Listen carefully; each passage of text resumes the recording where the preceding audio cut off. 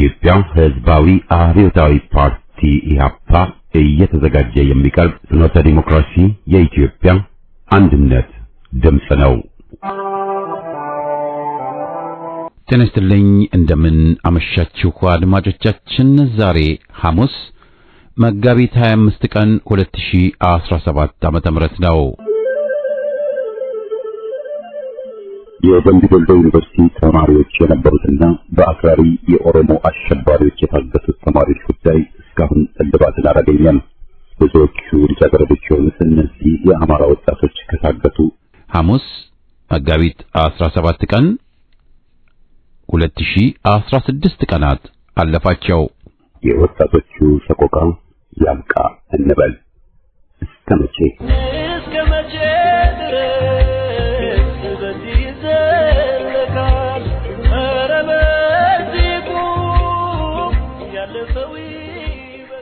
ዝግጅታችንን በአጭር ዜና እንጀምራለን። በማስከተልም ታሪክን ብረዛ ትውልድን ዘለፋ ከውድቀት አያድንም በሚል ርዕስ ከፍኖተ ዴሞክራሲ ዝግጅት ክፍል የቀረበውን ጽሑፍ፣ በመጨረሻም ማን ያውራ የነበረ በኢህአፓ በ15 ቅጽ ከተዘጋጀው ትንታኔ በጥያቄና መልስ የቀረበውን ሁለተኛና የመጨረሻውን ክፍል አሰምተን የዛሬ ዝግጅታችን ይጠናቀቃል። የመጋቢት 24 የ7 ዓመት ትሩፋቶች ይፋ ሆነዋል። አገዛዙ መጋቢት 24 ቀን 2010 ዓ.ም ጀምሮ እስከ መጋቢት 24 ቀን 2017 ዓ.ም የ7 ዓመታት ትሩፋት የአማራ ምሁራን፣ ማህበራዊ ሚዲያ አንቂዎች፣ ከፍተኛ ተቋም መምህራን፣ በህዝብ የተመረጡ የህዝብ ተወካዮች ምክር ቤት ማሰር፣ የሻሸመኔ፣ ጅማ፣ ደራ፣ አርሲ፣ ነገሌ፣ ወለጋና ቤኒሻንጉል የአማራ ህዝብ ጅምላ ጭፍጨፋ፣ ስደትና መፈናቀል፣ አዲስ አበባ ከ30 ዓመት በላይ የቆዩትን ቤት ማፍረስ፣ የአማራ ወደ አዲስ አበባ አትገባም ተብሎ መከልከል፣ መንገድ ላይ ታግቶ በሚሊዮን ብር የሚጠየቅበት፣ የአጣዬ፣ ደራ፣ ሸዋሮቢት፣ አንጾኪያ፣ ገምዛ ውድመት፣ አጠቃላይ በወሎ፣ በጎንደር፣ በሸዋ በጦርነት ህዝቡን መጨፍጨፍ፣ ማፈናቀል፣ ንብረቱን ማውደም፣ የማይካድራ ጭና መራዊ ንጹሃን ጭፍጨፋ፣ 17 ዩኒቨርሲቲ ተማሪዎች አግቶ አድራሻቸውን ማጥፋት፣ በአገዛዙ ወደ አማራ ላይ በታወጀ ጦርነት የአማራን ህዝብ ላይ የድሮን የከባድ መሳሪያ የጅምላ ጭፍጨፋና የመሳሰሉት ግፎች ተፈጽመዋል። በአጠቃላይ በ7 ዓመት ውስጥ በኢትዮጵያ የግዞት አማራ ህዝብ ላይ ያልተፈጸመ ነገር እንደሌለ ግልጽ ነው። መጋቢት 24 ቀን 2010 ዓ.ም የመርገምት ቀን ተብላ በኢትዮጵያ ወደፊት የምትታወስ ትሆናለች ተብሏል። መራፋኑ በጎጃም አንደኛ ክፍለ ጦር ብርጌድ በጥምረት ወገኖቻችን በተጨፈጨፉበት ሰሜን ሜጫ በራቃት ቀጠናና የተለያዩ ቦታዎች ላይ በግፍ የተጨፈጨፉ ወገኖቻችን ደም ለመመለስ ፋኖ ዘሪውን 13 እንዲሁም ጥላት ጀነራል መድፍ ጭምር ጥቅም ላይ የዋለበት ተጋድሎ ሲያደርጉሏል። መራፋኑ በጎጃም አንደኛ ክፍለ ጦር ህዝብ ግንኙነት ኃላፊ ፋኖ ሙሉ ሴኒ አባትና ኮሎኔል ታደሰ ሙሉ ብርጌድ ህዝብ ግንኙነት ኃላፊ ፋኖ ሄኖክ አሸብር ገልጸዋል። ከጥይት የተረፈው አገዛዝ ታጣቂ አመራጭን ተጠቅሞ ከገዳይ ስርዓት ራሱን ነጻ እያወጣ መሆኑ ታውቋል። የመራፋኑ በጎጃም አገምድር ክፍለ ጦር ከሰሞኑን ከገዛሃራ ላይ 73 ሰራዊት ከመደምሰሱና የተወሰኑ ሚሊሻ ከ37 ክላሽንኮቭ መሳሪያ ጋራ ወደ ፋኖ ተቀላቅለው ጭጓሌ ውስጥ በዚች ረመጥ ሻለቃ በከበባው ተይዞ 6 ሙጃ የተነቀለ ሲሆን የጥላት ኃይል አሁን ላይ ትክክለኛ ነው ያለውን አማራጭ ተጠቅመዋል። በቀጠናው የምትገኘው 10 አለቃ ፍረማጥናፍ ብርጌድ 2 በውጊያ ከምታገኘው ተደጋጋሚ ድል በተጨማሪ በሰው ማስከዳት ጥበብ የጥላትን ካምፕ እያፈራረሰችው እንደሆነ የገለጸው 10 አለቃ ፍረማጥናፍ ብርጌድ ከጥይታችን የተረፈ የብልጽግና ታጣቂ አማራጩን ተጠቅሞ ከገዳይ ስርዓት ራሱን ነጻ እያወጣ መሆኑን ታውቋል። በአሁኑ ሰዓት ከምስራቅ ጎጃም የተሰበሰበ የብአዴን አመራር ወዳደር እና ሌሎች ለስብሰባ ወደ ባህር ዳር ለመሄድ የተዘጋጁ ሲሆን በርካታ መኪናዎች በሚኒባስ ቶዮታ ቅጥቅጣታ ደብረ ማርቆስ ላይ የቁመና ለመጫን እየተዘጋጁ መሆኑ ታውቋል። ሚሊሻ አድማ ብተና ብሬን 2 ዲሽቃና 1 ስናይፐር ጠምደው በየቀጠናው ያለ የኦሮሞማ መከላከያ ቡድን ጋር ውጥራ እንዲካሄድ አድርገዋል። ዘመቻ አንድነት ከጎጃም ግንባር 16ኛ ቀኑን ይዟል። ይኖና ዴንሳ፣ አግታ፣ ጎባ መንደር፣ አፋፍ መንደርና አግታ ከተማ ቀኑን ሙሉ ውጊያ ተካሂዷል። ዳንግላ ከቀኑ 9 ሰዓት ከ30 ጀምሮ ውጊያ ተደርጓል። መንገሻ ጀምሬ በከፍተኛ ማጥቃት ሳባድራ አስለቀቆ ወደ አፈር ያፈገፈገው ጠላት መድኃኔዓለም ቤተክርስቲያን ላይ ምሽግ አድርጎ ራሱን አትርፎ ወደ ቤተክርስቲያን መተኮስ አልቻለም። በሌላ በኩል ጥላት የያዘውን ሌላ አስለቅቀዋል። በመጨረሻም አባድራ ቤተክርስቲያን የነበረው ኃይል ከጫራ ተጨማሪ ኃይል ይዞ ሊመጣም ተቀጥቅጦ ፋኖ ኦፕሬሽኑን ጨርሶ ከከተማ ወጥቷል። ሜጫ ከበረቃት ወደ ሪም ዴንሳ መሄጃል በተለምዶ አዳሪ ተብሎ የሚጠራው ቦታ ላይ በተለይም ጋፊት ገና ገብርኤል ላይ የነበረው ምሽግ አስለቅቀዋል። መራዊ ከተማ ታደሰ መኖ ብርጌድ አስተዳደር አካባቢ ገብተው ነበር። ምሽት 11:30 አካባቢ ከተማ ውስጥ ውጊያ ተደርገዋል። ከ30 በላይ የጠላት ኃይልም ተደምስሷል። የዕለቱ ዜና በዚያ ነው።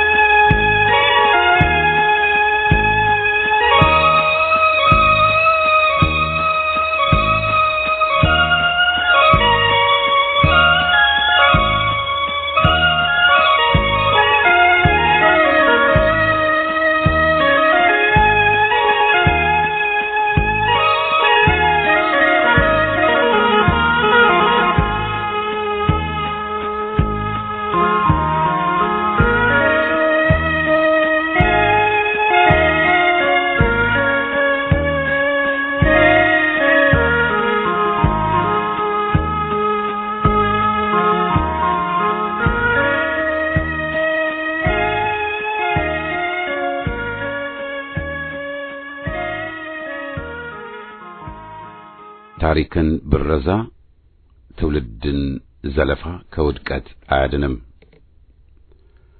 ጨቋኝ ገዢዎች ሕዝብ ታሪኩን የዘነጋ እየመሰላቸው ታሪክ በአዲስና በሐሰት እየበረዙ በሬ ወለደን ሐቅ እያስመሰሉ በምትሃት ፊንፊኔ የተባለ ከተማ እየመሰረቱ ሳይታክቱ ሲዋሹና ሲቀጥፉ መታዘብ ልማዳችን ሆኗል። ለም ትግራይን አማራ ደረቅ በረሃ አደረጋት። ኤርትራ ቀኝ ግዛት ናት። እኛው ራሳችን ሳንሆን ምኒልክ ጡት ቆረጡ። በገጠር ከተማ ማዕከላዊ መንግስትን ግልበጣ ተሞከረ። ከባቡ ወያኔ እንቁላልና ለአገር አሳቢ እርግብ ተቀፈቀፈ። ያልሰማነው ውሸት የለም። ታሪካችንም ቀን ተሌት በገዢዎችም በባዕዳንም ሲበረዝና ሲከለስ መስማት ማየት ዕጣ ክፍላችን ሆኗል። ከኢህአፓ ተያይዞ ጭቆናን የታገለውን ትውልድ ዛሬም ለዘረኞች ያልመች ያለውን አገር ወዳድ ክፍል በጸያፉ በመዝለፍ ከህዝብ ሊነጥሉና ሊያሽመደምዱ እየጣሩ ናቸው። በቅርቡ በአንድ አስመሳይና የለየለት አድርባይ ባለብዙ ገጽ መጽሐፍ ዘርግተው በመላ ህዝብ ላይ ያቀረሹትን እንደ ምሳሌ መውሰድ ይቻላል። የቀድሞ ስርዓትን አምሮ በታገለው ትውልድ ላይ ዘመቻው ያለው ማጠየቂያ ስውር አይደለም። ኋላ ቀሩን የአጼ ስርዓት በመታገሉ የጭቆናና የፊውዳል ብዝበዛ ስርዓት ደጋፊዎች ተነስተውበት ነበር። አሁንም ሊጨፍሩበት አሰብስፈዋል። የአጼውን አገዛዝ የጣለው የህዝብ አብዮት እንጂ ጥቂት ተማሪዎች አይደሉም፣ አልነበሩምም። መውደቁ ሰየው ነው። ህዝብና ተራማጆች ያሰቡት ውጤት አለመሳካቱ ሙሉ በሙሉ ትግሉና አብዮቱን ስህተት አያደርገውም። በታሪክ ሂደት እይታ የተከተለው አንድ እርከን ወደ ላይ ወደ ጎንም ከተፈለገ እንጂ የኋልዮሽ ጉዞ አልነበረም። የግፍ ስርዓት ደጋፊዎች ትላንትም ዛሬም የሚያላዝኑበት ምክንያት የተመቻቸውን ጸረ ህዝብ አገዛዝ ተንከባክበው ሊያቆዩ ባለመቻላቸው ብቻ ነው። በየካቲት ህዝብ ዘር ሃይማኖት ሳይለይ በጋራ ታግሎ ኢትዮጵያን ሊለውጥ ሊያሻሽል ታገለ እንጂ እንደ ዛሬዎቹ ሸንካላ ዘረኞች ለጎጡ አልታገለም። በወንድም እህቱ ላይም አልተነሳም። ይህን ኢትዮጵያዊ የሆነ ቅዱስ ትግል አርአያነቱን ሊያደበዝዙ ሊያጠፉ የተነሱት ዘረኛ ጽንፈኞችና የተሸጡላቸው ባንዳዎች ዛሬ የሚያሽጎደጉድ ዘለፋና የሐሰት ታሪክ ግቡ ይህን ዘረኛ ስርዓት ለማሻሻጥና ህዝብ ሁሌም ተከፋፍሎ ሲናቆር እንደነበር አዲስ ታሪክ ለመጻፍ ለማሰራጨት ነው። የአኖሌ ልቦለድ፣ የፊንፊኔ ማንነት፣ ውሃ የማይቋጥር ትረካ፣ ብዙ ከብት ነበረን ምኒልክ ዘርፎ አደህየን ልፈፋ ሁሉ ለምን እንደሆነ ማንም አይስተውም። መላ ኢትዮጵያ ከኛ ባዮች የሚሆንላቸው ባይሆንም ወሎን ከኛ ብለው ከትግራይ መዋሰናቸውን ለምን እቅድ ተብሎ እንደሆነ የምንስትም አይደለም። በሹሞቹ መሃልም እየመጣ እየሰፋ ያለው ንትርክ ምክንያቱ ድብቅ አይደለም። ያን ጀግና ኢትዮጵያ ብሎ በድፍረት መስዋዕትነትን የተቀበለ ትውልድ ለማጥላላትና ጥላሸት ለመቀባት የሚደረገውንም ጥረት በነቂስም በጅምላም ዘምተንበት ውድቅ የምናደርገው ነው። በኢህአፓ ላይ ለምሳሌ እንቶ ፈንቶን የሚጽፉት አብዛኞቹ ስለ ድርጅቱም ሆነ ትግሉ ምንም የሚያውቁ አይደሉም። በረከት ስምዖን ይህ ነው ዶሴው ባላቸው ተመርተው ሐሰትን ሲጽፉ የነበሩ ቅጥረኞችን ታዝበናል። ከአስከፈ የደርግን ቅጥፈትና ክስ፣ የወያኔን ዘረኛ ትረካ ሐቅ አስመስለው መሰከርን፣ ነበርን፣ አጋለጥን፣ እንቆቅልሹን ፈታን ብለው ሲውገረገሩ የባጁ ናቸው። ውሻ በበላበት ይጮሃል ያልናቸውም አለ ምክንያት አልነበረም። ዘንድሮማ ለዘረኞች ተጎንብሰው ያልሆኑትን ሆን የሚሉ የድርጅቱን ስም ቀሚዎች በገሃድ ተሰልፈው ሊቀመንበር ነበርን ወዘተ የሚል ሐሰታቸውን ሳያፍሩ እንዲረጩ መድረክ ተሰጥቷቸው በከንቱ ሲባዝኑ ይታያሉ። የሁሉም ጸረ ያ ትውልድ ቅንብር መሰረቱና መጠየቂያው አንድ ነው። ኢትዮጵያዊነትን ለመካድ ለማርከስ ብቻ ነው። ያ ትውልድ የታገለው ጎጥ ሃይማኖት ሳይለይ ለኢትዮጵያ ነውና ለገንጣዮችና ጠባቦች ጠላታቸው ነው። ታሪኩን መበረዝና ማጣመም ግዴታቸው ሆኖ መጥቶባቸዋል። ያ ትውልድ ጀግና ነበር። ለጠላት እጅ አልሰጠም፣ ቡከንነትን አላስመዘገበም። ከረሻኞቹ ፊት ቆሞ በድፍረት ፋሽስቶች ይወድማሉ እያለ እየጮኸ ግብረ ስየልን ችሎ ምስጢር አላወጣ ብሎ ራሱን ሰዋ እንጂ ገና ጠላት ያዝ ሲያደርገው ሁሉን ዘግዝኮ ብዙዎችን ለአደጋ አላጋለጠም። የነ ተስፋዬ ደበሳይን መስዋዕትነት፣ የነ ፋጡማ ማርቆስና ሌሎችንም የጀግና ሞት እንጠቅሳለን። ወያኔ በሰጠን መጻፊያ ጓዶች ያሏቸውን ሲያጋልጡና ድርጅት ያሉትንም በአደባባይ ሲነቅፉ አልሰማንም። ያ ታሪክ ሌላ፣ የዘንድሮ የከሃዲዎችና ቡከኖች ጸያፍ ማንነት ሌላ። ይህን ተገንዝበው ግን ያለፈውን ትውልድ ለማጥቃት ሲጥሩ በትውልዱና በሕዝብ ላይ በጣም አሳፋሪ እና ደረጃው የዘቀጠ ሐሰትን ማሰራጨታቸው አልቀረም። የኢትዮጵያን ሕዝብ ጨካኝ አረመኔ ብለው በማቅረብ የሥርዓቱንና የገዢዎቹን ወንጀል አለሳልሰው ያቀርባሉ። ለኢትዮጵያና ለዓላማ ብለው የተነሱትንና ውድ ሕይወት የገበሩትን ጀግኖችና አርበኞች ወሲብ ነክ ብስጭት ስለነበራቸው በትግል ተሰዉ እያሉም ነው። ውሸት ከውሸት ተወዳድሮ ከሹሙ ጫማ ስር ማን ቀድሞ ወድቆ ይንፋቀቃል ሆነና ቁም ነገሩ ያንዱን ቅጥፈት ሌላኛው አልፎት ለመሄድ ምድራችንን የቅጥፈት መናኸሪያ አድርገዋል።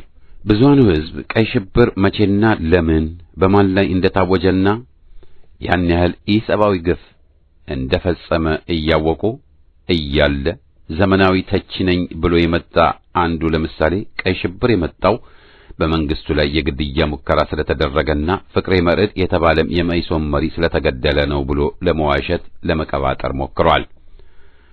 በነበረው ቅራኔና ግጭት ከዚያ ሰው ቢገደል የዚሁ ሂደትና ቅራኔ አካል እንጂ የሰልፍን መለያየት ጠቋሚ እንጂ ሌላም ተደርጎ ሊወሰድ ባልተገባው ነበር። ኢህአፓ ጥይት የተኮሰው ስንትና ስንት አባሎቹና ደጋፊዎቹ ተገድለው ጦርነትም ከታወጀበት በኋላ መሆኑ ስለማያመቻቸው የነበረውን ሐቅ መካድ ወይም ጭራሹኑ መርሳት ማስረሳት ስምሪታቸው ሆኖ ይገኛል።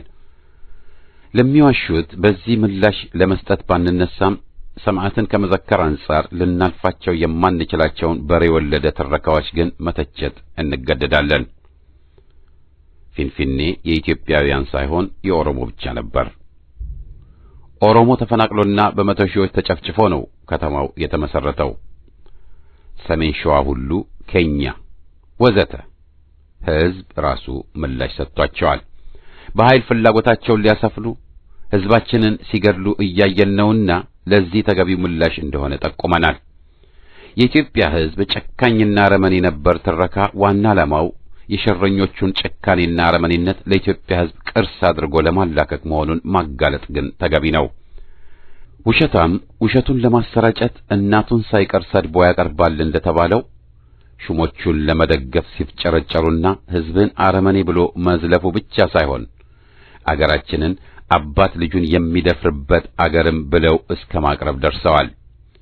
ከዚህ የበለጠ የዘቀጠ ውሸትና ክህደት ምን አለ? እንደማንኛውም አገር በኢትዮጵያም የሚከሰትን ወንጀልና ጥፋት ሊኖር ሲችል ግን አኩሪው የኢትዮጵያ ታሪክ አባት ልጁን የሚደፍርባት አገር ተብሎ በጅምላ ክስ የሚቀርብ ነው። ይህ የዘቀጠ ግለሰብና የሹሞቹ ታሪክ አቅራቢ በመቀጠልም የደርግን አውሬነትና ጭካኔ ከታገሉት ጀግኖች ድርጊት ጋር ለማመሳሰል ኢህአፓ የፈጸመው ግድያ የሰው አንገት ቆርጦ ጆልያ እስከ መክተት ይለዋል ያው ነበር ሲል ዘላብዷል። ሕዝብ የደርግን ግፍና አውሬነት በተመለከተ ማንንም ነጋሪ አይፈልግም። የኢህአፓ የመከላከል ጥረት ደግሞ ምን ያህልና በማን ላይም እርምጃ እንደተወሰደ ምስጢር አይደለም። ሚሊዮኖችን የፈጀ ፋሽስት አገዛዝን ግፍ እንዴትስ ከተከላካይ ሕዝብ እርምጃ ጋር ያወዳድራል? አልፎም ግን ይህ ድርጅት የግለሰብ አንገት ቆርጦ ጆንያ ከተተ ከሚሉት ልብ ወለድ በደርግ ተጀምሮ በወያኔ ቅብብሎች ለዛሬ የደረሰ ነው። ኢህአፓ ከድተው ብዙ መከራንና ጥፋት ባደረሱበት አንጃዎች ላይ ማድረግ የሚገባውን አላደረገም እንጂ በጅምላ በቀል የሚከሰስ አይደለም። ዛሬ በድርጅቱ ላይ የሐሰት ዘማቾች የሆኑት ሁሉ ድርጅቱ ባጭር ሊያስቀራቸው ሲችል ለቋቸው እንጂ የሚሉትን ቢያደርግማ ኖሮ ለወሬ ነጋሪም አንድም ባልተረፈ ነበር። ግን ሕግና ድንጋጌ ያለው ድርጅት እንደመሆኑ መጠን ሕጉን ማስከበር ደግሞ ግዴታው መሆኑን ማንም ሊክድ አይችልም። ጠላት ጋር ግብ ግብ ገጥሞ ባለበት አይ እገሌን እንኳ ይወደዋል ብሎ እርምጃ ከመውሰድ እንዲታቀብም መጠበቅ ጅልነት ነው። እገሌን ኢህአፓ ገደለብን ለሚሉ ከ500 ሺህ ያላነሱ የኛን እገሌዎች ስም ዝርዝር ልናቀርብላቸው እንችላለን። ተወሰደ የተባለው እርምጃ በሚሉት መልክስ ቢወሰድ ይህ ከደርግ አውሬነት ጋር በሚዛን ተቀምጦ ይወገዛል። የጸሐፊው ዋና ተግባር የሹሞቹንና ጽንፈኞቹን ግፍና አረመኔነት ለማቅለል በመሆኑ የኢትዮጵያ ሕዝብ በዚህም በዚያም ቢሆን ጨካኝ አውሬ ነው በሚል ታሪክ ፈጥሮ ግፋቸውን ለማለሳለስና ምን ያርጉ ኢትዮጵያዊ አይደሉም ለማሰኘት ነው። ይህ የሹሞቹና የወያኔ የብዕር ኩሊ ቀጥሎም ያ ትውልድ እኮ ቤተክርስቲያኑን ሁሉ ትምህርት ቤት እናድርግ ያለ ነው፣ አገሩን የማያውቅ ነው ሲልም ተችቷል። ትውልዱን ኮሙኒስት ብለን በጌቶቻችን ዘንድ እናስጠላው የወያኔ ዋና መርህ ሆኖ የቆየ ነው። ለዚህም ነው ሹሙ ማንም ሳይወስን ገና ከመምጣቱ የኛ ድጋፍና አቋም ለካፒታሊዝም ነው ሲል የቀባጠረው። ያ ትውልድ ጸረ ሃይማኖትና ጸረ ቤተክርስቲያን እንዳልነበረና ከራሱ ከወያኔ ቱልቱላ ውጭ ማንም ቤተክርስቲያንን ወደ ትምህርት ቤት እንቀይር ሲል እንዳልተደመጠ ታሪክ ይመሰክራል። ይህ ደጀን ተራራ ያህል ውሸት የተፈተለው ለምን ምክንያት እንደሆነ ማንም አያጣውም።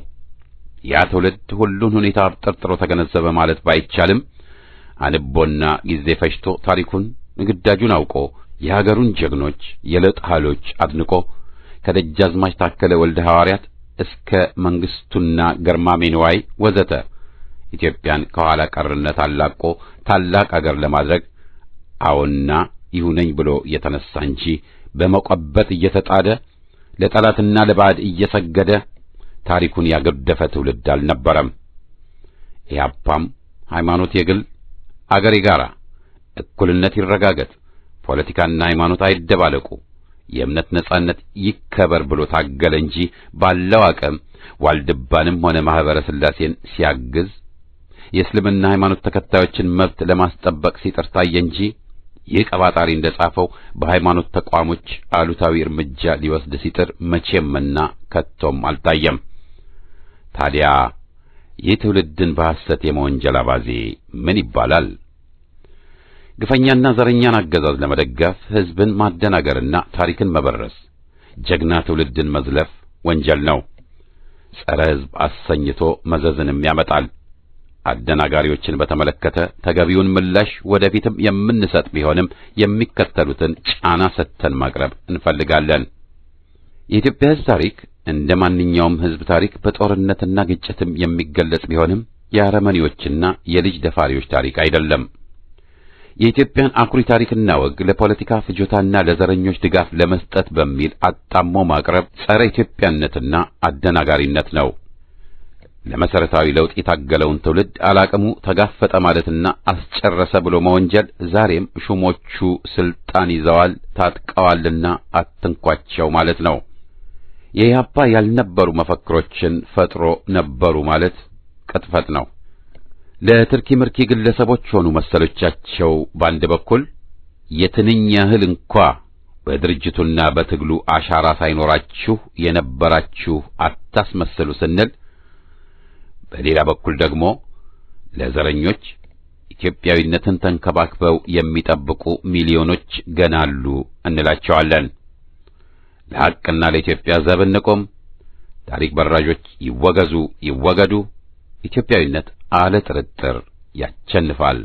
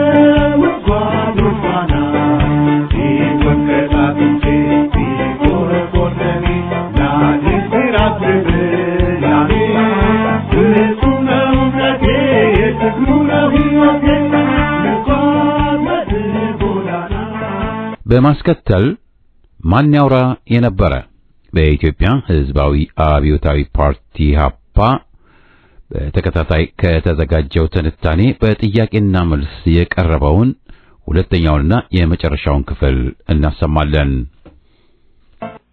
ሌላ በደርግ ተጀምሮ እስከ ዛሬ የሚስተጋባ ክስ ደግሞ ኢህአፓ የሶማሊያን ወረራ ደገፈ፣ የሶማሊያውን መሪ ዚያድ ባሬን ቪቫ ብሎ ደገፈ፣ ሀገርን ከዳ፣ ጦሩን ከፋፈለ፣ በታጠቅ ጦር ሰፈር ይሰለጥን የነበረው ሚሊሻ ጠርሙስ ፈጅቶ በምግብ ጨምሮ ፈጀው፣ ወዘተ ወዘተ የሚሉ ናቸው። ለዚህስ ምን ምላሽ አለ?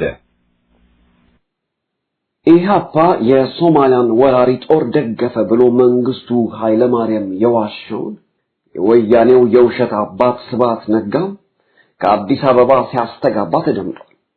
በመቋዲሾ ቢሮ ከፍቶ በዚያድ ባሬ በሁሉም መስክ እስከ መጨረሻው ተደግፎ ከሐረርጌ እስከ ባሌና አዳማ ናዝሬት ድረስ የምዕራብ ሶማሌ ግዛት ነው ብሎ የፈረደው የወያኔ መሪ እንግዲህ ይህን ሁሉ የሚያውቅ የለም ብሎ ሲቀጥፍ ሰማን ማለት ነው። ውሸታሞች በተለይም የለመደባቸውና በስልጣን ያሉ ቀጣፊዎች ለከትም ገደብም እንደሌላቸው በመንግስቱ በመለስም በስብሐትም አይተናልና ብዙም አያስገርምም። በኦጋዴኑ ጦርነት ጊዜ ግን ኮሎኔል መንግስቱና ጭፍሮቹ ኢህአፓን ለማጥፋት ሽብር እያካሄዱ ነበርና ኢህአፓ ዚያድ ባሬን ወይም ሶማሊያን ደገፈ ብሎ መዋሸቱ ግን ድጋፍ ለማግኘት በተለይም ከወታደሩ ክፍል ይጠቅመናል ብለው አይናቸውን በጨው አጥበው የጀመሩት ውሸትና የሐሰት ቅስቀሳ ነበር። ማንም ቢሆን ማን አሉባልታን ከማናፈስ ሌላ ኢህአፓ ወረራውን ደገፈ ብሎ ማስረጃ ማቅረብ አይችልም። ይህም የሆነው ድርጅቱ ወረራውን ያልደገፈ በመሆኑ ነው። ኢህአፓ በኦጋዴን ያለው ኢትዮጵያዊ የብሔረሰብ በደል ይደርስበታል ብሎ በአጠቃላይ አቋሙ መሰረት እምነቱን የገለጠ ቢሆንም የተጨቆነ ህዝብ ትግልና የባድ ሀገር ወረራ አንድ አለመሆናቸውን ጠቁሞ ወረራውንና ሁለቱንም ህዝቦች የሚያጫርሰውን ጦርነት አውግዟል። የዚያድ ባሬ ወረራም የኢትዮጵያን ህዝብ ጸረ ደርግ ትግል የሚያደናቅፍ መሆኑንም ጠቁሞ ተቃውሞታል። በዲሞክራሲያ ቅጽ 4 ቁጥር 9 የሰፈረውን የኢሃፓን አቋም መረዳት ያቃታቸው ደግሞ ያው የዘቀጡ አሉባልተኞች አንባውት ከሆነ ደግፏል ብለው መቀጠሉን የመረጡ ይመስላል። ኢሃፓ በወታደር ውስጥ ለመደራጀት እንደጣረው ሁሉ በሚሊሻው ዘንድ ተንቀሳቅሷል። የጠርሙስ መፍጨት አስቂኙን አባባል ትተን ማለት ነው። ጦርነት መንስኤው ምንድነው? ጠቀሜታውስ ለማን ነው ብሎ መጠየቅ ግዴታ ነው። አለበለዚያ ጨቋኝ ገዢዎች ህዝብን ሁሌ ጀሌና ጥይት ማብረጃ፣ ቅራኔን ማርገቢያ ያደርጉታል። ይህንን በተመለከተ ወያኔና ሻዕቢያ ለጦርነት ሲያቆበቁቡም ኢሃፓ ጠቁሞ አሳስቦና አስረድቶ ነበር። መላ ኤርትራን ትገንጠል ያለና የተባበረ ቡድን ድንገት ባንዲት ባድመ የተነሳ ሀገር ወዳድ አይሆንም ብሎ ኢሃፓ ከመጋረጃው በስተጀርባ የመለስን ቡድን ወያኔ ሀገራችንን እናድን ያሰጥሪ በስተጀርባ ያለውን ሴራ አጋልጦ ነበር። ሻዕቢያና የኤርትራ ህዝብ አንድ አይደሉምና በኢትዮጵያ በነበሩ ኤርትራውያን ላይ የወሰደውን የግፍ ማባረርም ተቃውሞ ይዘቱንም አጋልጦ መግለጫም አውጥቷል። ይህ ሁሉ እንግዲህ ሻዕቢያን በመደገፍ ወይም ኢትዮጵያ ትወረር በማለት ሳይሆን ገዢውን ቡድን ሴራ በማወቅና በመቃወም ሀገርንም መጠበቅ ገዢውንም ቡድን በገባበት ቀውስ ተጠቅሞ ማስወገድ ይገባል የሚል ነው። የለም በደፈናው ለነመለስ ጥሪ ድጋፍ እንስጥ ያሉት ደግሞ ያ ሁሉ ህይወትን ጠፍቶ ባድመ ብቻ ሳትሆን አዲ ኢሮብም ለሻዕቢያ ተፈርዶላት የተባረሩ የተባሉትም እየተመለሱ የተሰዉት ቤተሰቦቻቸው ጧሪና ተንከባካቢ አጥተውና ወያኔዎችም ከነጭፍሮቻቸው ቤተመንግስት ሲፈነጩ ይገኛሉ። ለዚህ ነው ገዢዎች ህዝብን ተነስ ሲሉት ለምንና ለማን ጥቅም ብሎ መጠየቅ የግድ የሚሆነው።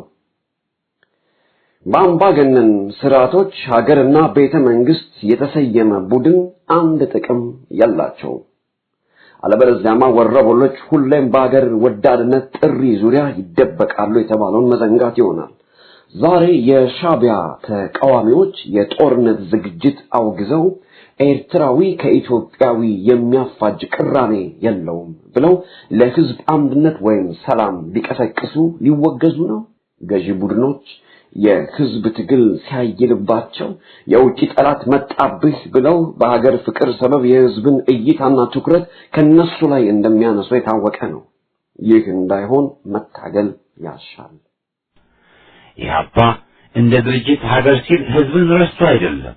ከዚህ ሌላ ግን በዚያድ ባሬ ወረራ ጦርነትም ሆነ ኋላም በሶማሊያ በስደት ላይ መከራ የተቀበሉና የተሰዉም የኢህአፓ አባላት ቁጥር ጥቂት አልነበረምና ኢህአፓን በዚያድ ባሬ ደጋፊነት ለመክሰስ መሞከሩ ላም ባራለበት ኩበት ለቀማ ይሆናል።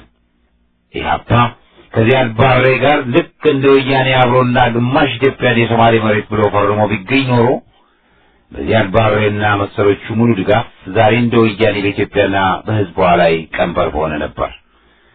ይህ ግን የኢህአፓ ሳይሆን የነ ወያኔ ሰልፍና ምርጫ መሆኑን ጊዜ በሚገባ አሳይቶናል። ጉዳዩን ጠለቅ ብለን ከመረመርን ደግሞ ትናንትም ሆነ ዛሬ በኢህአፓ ላይ መሰል ክስ የሚደረድሩት በአብዛኛው ራሳቸው ለባዕድ ወይም ለሀገር በቀል አልባሌ ኃይል ተገዥ ሆነው እናገኛቸዋለን። ወያኔ ለሱዳንም ለሻዕቢያም ለሊቢያም ሆነ ለሁሉም ጸረ ኢትዮጵያ ኃይሎች ቅጥረኛ ነበር። ዛሬም አልተለወጠም።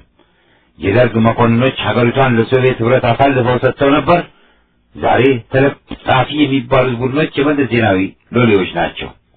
ሌሎች ደግሞ ሀያል ለተባለው መንግስት ደፋ ቀና ሲሉ እንታዘባለን።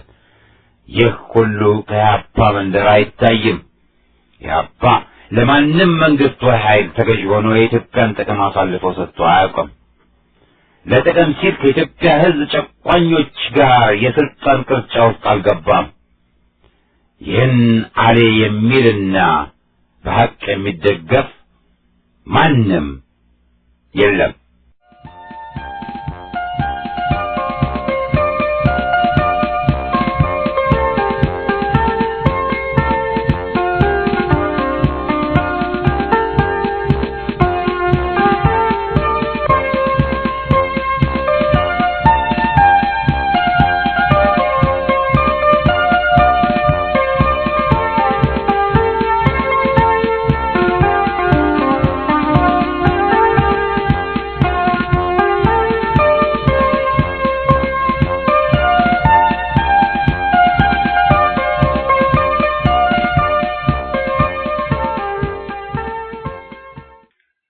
ታሪክን የሚረሳ ስህተትን ይደግማል ተብሏል።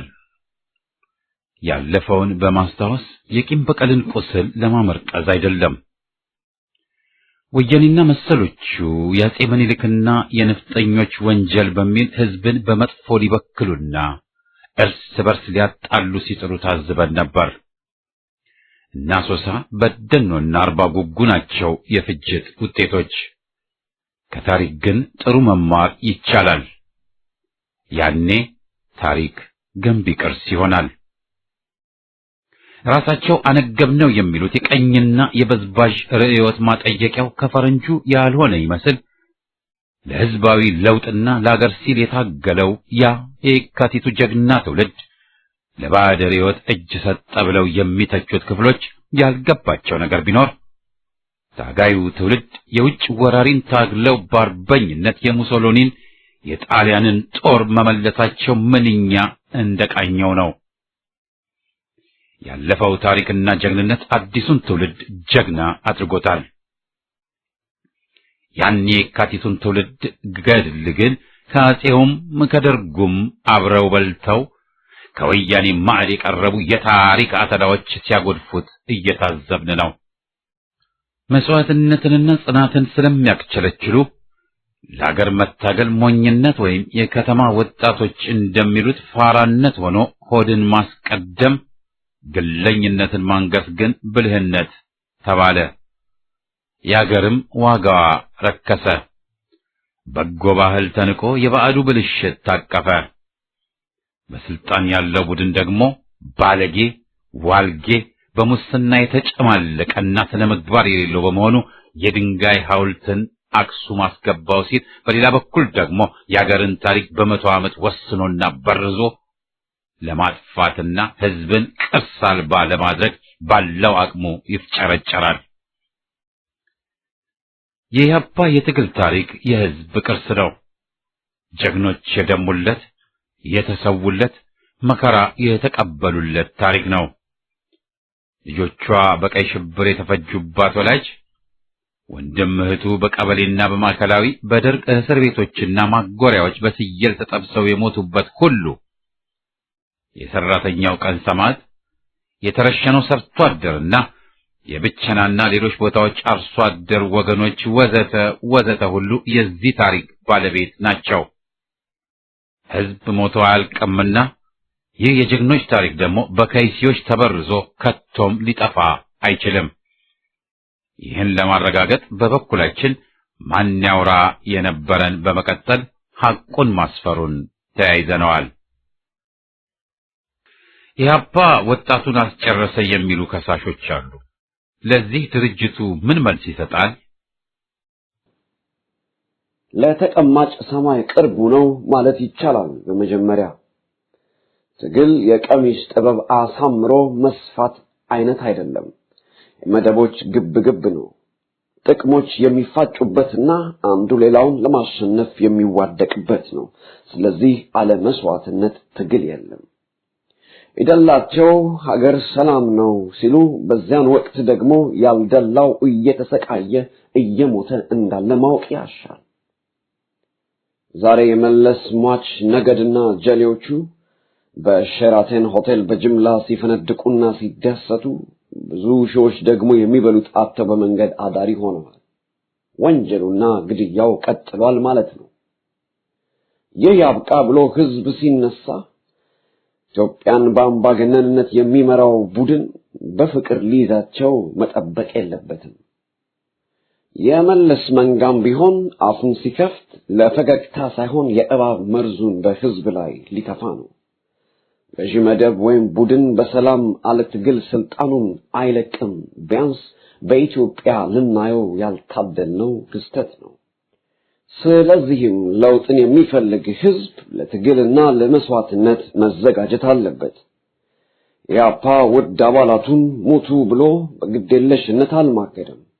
መሪዎቹ አባሉን በዚህ መንገድ ጎዱት እንዳይባል ደግሞ የኢህአፓ አመራር አባሎች ለመስዋዕትነቱ ግንባር ቀደም ሆነው አልፈዋል። ወያኔን ሲታገሉ እንኳን የተሰዉት ወይም ተይዘው ደብዛቸው የጠፋው ጥቂት አይደሉም። ድርጅት ከታገለ መስዋዕትነትን ይከፍላል። ካልታገለና ጠባይ አሳምሮ ገዢው ሳያስቆጣ ከቀጠለ ደግሞ የሚደርስበት አደጋ አይኖርም። ታገልኩ ቢል ዛሬ እንደምናያቸው አንዳንድ ተቃዋሚንን ባየሱቅ በደረቴ የአንድ ወይም ሁለት ሰው ቡድኖች መሳቂያ ይሆናል። ድርጅት ሲታገል አላቅሙ ነው። መንግስት ስልጣን የጨበጠ ቡድን በገንዘብም በጦር መሳሪያም የደረጀ ነውና የጣሊያን ወራሪ ጦር በዘመናዊ መሳሪያ የደረጀ ተዋጊ አይሮፕላን የነበረውና የመርዝ ጢስ የመበተንም አቅም የነበረው ነበር። በጦር በጋሻ በቃታ ብረት ነው አርበኞች ጠምደው ምሱን ያቀመሱት። ኃያሉ ፈረንሳይና አሜሪካም በቪየትናም ሽንፈትን ቀምሰዋል። ኃይል የህዝብ ነው። ግን ይህ በመራራ ትግል እስኪረጋገጥ ጠላት የሆነው ወራሪ ወይም ጨቋኝ ኃይል አለውና ትግል የሚገጥመው ድርጅትና ህዝብ ቢያንስ በአቅም ጊዜያዊ ድክመት ይታይባቸዋል። መጋፈጥ ይገደዳሉ ማለት ነው። ተማሪዎች መሬት ላራሹ ብለው ሲሰለፉ ዱላም ሌላም ቀምሰዋል። ከዱላ ወደ ጥይትና ህይወት ማጣትም ተኪዷል። አላቅማችሁ የሚሉ አሁን ድሃ ተማሪ ጃንሆይን ሊጥል እያሉ የሚያሾፉ ነበሩ። በደርግም ጊዜ የተለየ ክስተት አልነበረም። በአጭሩ ሊታገል የተነሳ ድርጅትና ህዝብ መስዋዕትነት አይቀሬ መሆኑን ማወቅ አለበት ማለት ነው። ኢህአፓ ትግሉ የሚጠይቀውን መስዋዕትነት ከፍሏል። ታገለ አታገለ እንጂ አላስጨረሰም። ራሱ በግለ ኪስ መልክ ዓመታት በፊት እንደገመገመው ግን በከተሞች ይካሄድ የነበረውን ትጥቃዊ እንቅስቃሴ የኃይል ሚዛን ለውጥ ግልጽ ሲሆን ማቆም ነበረበት ማለት ይቻላል። በጦር ሜዳ አዋጊ የሆነ አዛዥ ስህተት ሊፈጽም ይችላል። የአገሬ ሰው የመንደር አውደልዳይ የሚለው በጦር ሜዳ አይውልምና ስህተት አይፈጽምም። ኢህአፓ አዲስ ድርጅት ስለነበረና ከሱ በፊት ሌላ ታጋይ ድርጅት ኖሮ ከዚያ ተመክሮ በመውሰድ ሊማር ባለመቻሉ ስህተቶችን ፈጽሟል። የትግል የታጋይ ስህተት ቸኮለ ከተባለም ለትግል እንጂ ለፓርላማ ወንበር አልነበረም። ደፈረ ቢባል ሹመት ለመቀበል ሳይሆን ጨቋኙን ለመታገል ነበር። በዚህም የትግል ሂደት ኢህአፓ ባዕዳንንም ያስገረመ ታሪክ ጽፏል። ዛሬም የሟቹን መለስ ቡድን አለመስዋዕትነት እናስወግዳለን የሚሉ ካሉ ደግሞ ይህን ተአምር ለማየት እድሜ ይስጠን ማለት ይቻላል። የማይሆን ነገር ነው። ለነገሩ ወያኔም ሻቢያም ዓላማቸውን ባንደግፈውም ከደረሱበት የደረሱት ዋጋ ከፍለው ነው። ኢህአፓ ግን አላሸነፈም ከሚል ተነስተው ይሆናል የሚተቹት። ስልጣን ከመያዝ አንጻር በእርግጥ ኢህአፓ ለስልጣን አልደረሰም። ግን ኢህአፓ ብዙ ድሎችን ተቀዳጅቷል። የህዝብ ትግል ማየሉና ከዚህ መድረሱ ራሱ ከኢህአፓ የዓመታት ትግልና ንቃትን ለማዳበር ካደረገው ያልተቋረጠ ጥረት ጋር የተያያዘ ነው። ኢህአፓ ለራሱ ስልጣን ፈልጎ የትንፍጩ ዱቄቱን አምጩ በሚል ታግሎ በነበር ደግሞ በሱዳንም በሶማሊያም በአረብ ሀገሮችም ሆነ በባዕዳን በአጠቃላይ ተደግፎ ማለትም ለነሱ አድሮ ለስልጣን በበቃ ነበር። ኢህአፓ የትግል ትምህርት ቤት ነበር፣ ዛሬም ነው። ኢህአፓ ያስተማራቸውና የቃኛቸው ናቸው ዛሬ መስመር ቀይረው ቢበላሹም የፖለቲካ ሀሁን ጨብጠው ሌሎች ድርጅቶችን አካሄጅ የሆኑት። የኢህአፓ ትውልድ የዘመናዊ ፖለቲካ ጽንሰ ሐሳቦችን፣ የህዝብን ወሳኝነት መርህ፣ የድርጅትን አስፈላጊነትና ስልት፣ የእኩልነት መብት ወሳኝነትን ወዘተ ከህዝብ ያስተዋወቀ ነው። የኢህአፓን አደረጃጀትና ትግል በጥሞና የሚመሩ ብዙ ሊማሩ ይችላሉ። ዛሬ አሸነፍኩ ባዩ ወያኔ ተሸነፈ የሚለውን ኢህአፓን የሚፈራው ለምን ነው ብሎ መጠየቅ ያሻል። ኢህአፓ ህዝብ አስጨርሷልና ህዝብ ይጠላዋል የሚሉም አሉ። ከዚህም ተነስተው ስሙን ይለውጥ ሲሉም ተደምጠዋል። ኢህአፓ ለዚህ ምን መልስ አለው? የኢትዮጵያ ህዝብ ለኢህአፓ ፍቅርና አክብሮት እንጂ ጥላቻ የለውም። የጭቆና አገዛዝ የግልጽና የስውር ጠበቆች በእርግጥ ኢህአፓን ለማስጠላት ትናንትም ዛሬም ሲደክሙ እናያለን። ለዚህ ነው ኢህአፓ ያላደረገውን አደረገ ብለው ሲዋሹ የሚደመጡት። ኢህአፓ ለህዝብ ብሎ የታገለ የህዝብ አገልጋይና የነበረም የሆነም ድርጅት ነው። ህዝብ ጠላቴ የሚላቸው ናቸው የኢህአፓ ጠላቶች። ህዝብ ወታደራዊ መንግስት ጠላው፣ ታገለው። ኢህአፓ ከጎኑ ቆሞ ተሰዋ፣ ትግሉንም አስቀጠለ። የወያኔን መንጋ ሰፊው ህዝብ አምርሮ ጠላው። ይህን ገንጣይ ቡድን ኢህአፓ ዛሬ ጅብ ከሄደ እንዲሉስ ባይሆን ገና በደደቢት ዳዴ ሲል ጀምሮ ታገለው። የህዝብና የኢህአፓ ፍላጎት አንድ ነው። ከህዝብ ፍላጎት የተጣላ ዓላማ ኢህአፓ ሊኖረው ከቶንም አይችልም። በስሙ ውስጥ ህዝባዊ ሲል በባዶ አይደለም። ኢህአፓ የሚለው ስም የትግል መለያ፣ የሚያኮራ ቃላትና ቅጥረኝነትን የሚያባንን ስም በመሆኑ ለምን መቀየር እንዳለበት ለኢህአፓ ግልጽ አይደለም። ይቀየር ባዮች ብዙዎች ከስሙ ጋር ያለውን ታሪክ ለመፋቅ ለመሰረዝ የሚፈልጉ ናቸው። ይህ ደግሞ ሊሆን የሚችል ጉዳይ አይደለም። ቢያንስ ይህንን ማድረግ ከትግሉ አንጻር አስፈላጊ እስካልሆነ ድረስ። ኢህአፓ በህብረት ከሌሎች ድርጅቶች ጋር ሲተሳሰር ህልውናው ባያከትምም በጋራው ስም ዙሪያ ነው የታገለውና ዛሬም እየታገለ ያለው።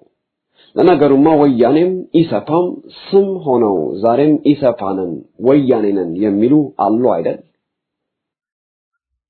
የህብረት ጥያቄ ከተነሳ አይቀር ኢህአፓ ህብረት አይፈልግም ወይም ከተባበረ እኔ የበላይ ልሁን ልቆጣጠር ብሎ ያስቸግራል ይባላል። ይህ ሐቅነት አለው? ኢህአፓ ለአንዳንድ ሰበብ ፈላጊዎች ወይም ድክመታቸውን ደባቂዎች አመቺ ነው የሚሉት ይመስላል። የህዝብ ድጋፍ ሲያጡ ኢህአፓን ሻጠረን ይላሉ። ያቀዱት ሲበላሽ ኢህአፓን ይከሳሉ። ድርጅቱ ደክሟል ይሉና በዚያው አፍ ደግሞ ትንፋሻችንን ተቆጣጠረን ማለት ይቃጣቸዋል። የወያኔ ቡድንም ያው ነው። ኢህአፓ አለ እንዴ ባላፉ ለችግሩ ሁሉ ኢህአፓን በቀጥታና በእጅ አዙር እየከሰሰና እየወነጀለ አለ። ህብረት አፈረሰ የሚሉትም የዚህ አይነት ናቸው። ራሳቸውን መመርመር ሲያቅታቸው ኢህአፓን ይከሳሉ። ተቃዋሚ ሲነሳባቸውም የኢህአፓ ሰርጎ ገብ ብለው ይመነጥራሉ። ይህ በተደጋጋሚ የታየ ነው። ኢህአፓ ላይ የተመሰረተው ክስ መሰረተ ቢስ ለመሆኑ ተጨባጩ ሀቅ ምስክር ነው። ድርጅቱ ከተመሰረተ ጊዜ ጀምሮ ከሌሎች መሰል ኃይሎች ጋር በመለስተኛ ፕሮግራም ዙሪያ ለመተባበር ጥሯል። በአጤ ኃይለ ሥላሴ ጊዜ ኢብነ አግ ከሚባል ድርጅት ጋር ብዙ ሙከራ ነበር። ከአፋር እንቅስቃሴ ድርጅትም ጋር በየካቲት 66 ተሞክሮ ነበር። ደርግ ራሱ የህዝብ ጥሪ ሲያወጣ ኢህአፓ በደፈናው ዞርበል ሳይ ህዝብ እንዲመሰረት ሁሉን ኃይሎች ያፈናቀለና ያገለገለ መሆን አለበት ወዘተ ብሎ በዲሞክራሲያ ልሳኑ ምላሽ ሰጥቷል። እኔ ካለው ሌሎች ለምን አስፈልገው አላለም። ወያኔንም ለህብረት ጋብዞ ብዙም ሞክሮ ነበር፣ ግን ወያኔ መተባበር አልፈለገም። ከወያኔ ጋር ውጊያዎችም ከተደረጉ በኋላም ቢሆን የህብረቱ ጥረት አላቆመም ነበር። ግን ወያኔ የታክቲክ የስትራቴጂ ወዘተ ግንባር እያለ ተደናብሮ መያዣ መጨበጫ ስለጠፋ ሳይሆን ቀርቶ ያው ግጭቱ ቀጠለ። ከኢዴሃ ጋር በየጊዜው ህብረት ተደርጎ ውጤትም ተገኝቷል።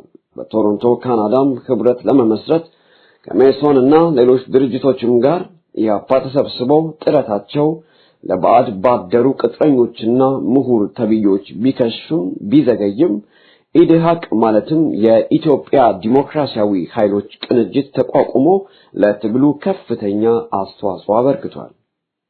ይህን ግንባር ከፍሎ የወጣ የደርግ ኮሎኔል በድርጊቱ ብዙ ጉዳት ቢያስከትልም ቅንጅቱ እስከ ቅርብ ጊዜ ታግሏል። በዚህ ቅንጅት ኢህአፓ ድምፁ ከሌሎች ድርጅቶች ጋር እኩል ነበር። ቅንጅቱ በራሱ ሂደት መቆምና በሌላ መተካት ነበረበት። ይህም ኢዴሃንን ለመመስረት የተደረገውን ጥረት ይመለከታል። ይህም ጥረት ሲጀመር ኢህአፓ በእኩል ተቀላቅሎ ድምፅም የሚወስነው በዲሞክራሲያዊ መንገድ ነበር። ኢዴሃንን ለመሰረተው ስብሰባ የቀረቡት ሰነዶች ኢህአፓ የጻፋቸው አልነበሩም። ውሳኔውም ሆነ በግልጽ በድምፅ ብልጫ የተወሰነ ነው። የኢዴሃ አመራር በዋና መልኩ በአገር ቤት ነው።